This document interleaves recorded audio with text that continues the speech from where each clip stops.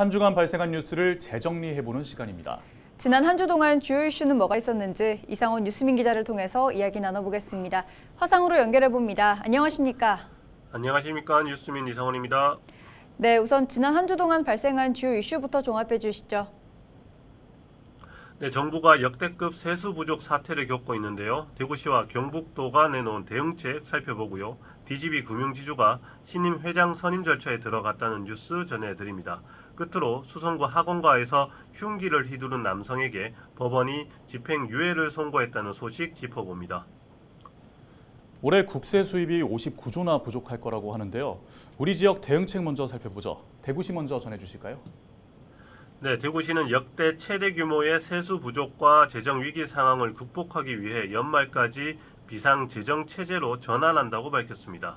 올해 세수 규모가 당초 예산보다 6,200억 원 이상 줄어들 것으로 예상되는데 올해 정부로부터 받기로 예정된 보통 교부세는 15.9%에 해당하는 2,304억 원을 받지 못하고 지방세도 목표보다 10.6%가량 적을 것으로 예상됩니다. 대구시는 비상재정체제로 전환해 아직 집행하지 않은 예산 중 취약계층 필수 복지 예산을 제외하고 일괄적으로 30% 절감할 계획입니다.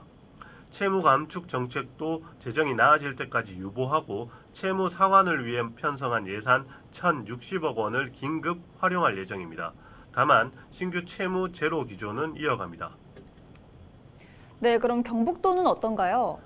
네, 경상북도는 내년도 국가 세입이 감소되는 만큼 지방교부세 감소 등 지방세입 예산도 줄 것으로 보고 선심성 예산을 줄이고 보조사업을 구조조정하기로 했습니다. 3년 이상 추진한 사업은 평가를 해서 추가 사업이 필요하지 않다면 폐지하고 민간 보조사업은 최대 30%까지 줄일 계획입니다.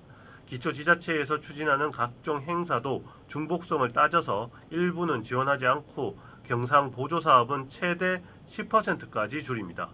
기존엔 지방보조군 관리위원회 심의로만 편성하던 신규 사업도 민간 전문가 사전 대면 심사 절차를 신설해 사업 적정성 및 공익성을 평가하기로 했습니다. DGB 금융그룹이 신임 회장 선임을 위한 절차에 들어갔다고요? 네, 김태호 회장의 임기 만료가 6개월 앞으로 다가옴에 따라 DGB 금융지주 이사회 사무국이 25일부터 회장 후보 추천위원회를 가동합니다. 25일 첫 추천위원회에서는 절차와 평가 방법 등이 다뤄지고 회장 후보군 선정 등 본격적인 절차는 다음 회의부터 진행될 예정입니다. 정해진 절차에 따르면 DGB 금융지주 주주총회 개최 한 달 전에 이사회가 차기 회장을 내정해 주총 안건으로 올려야 합니다.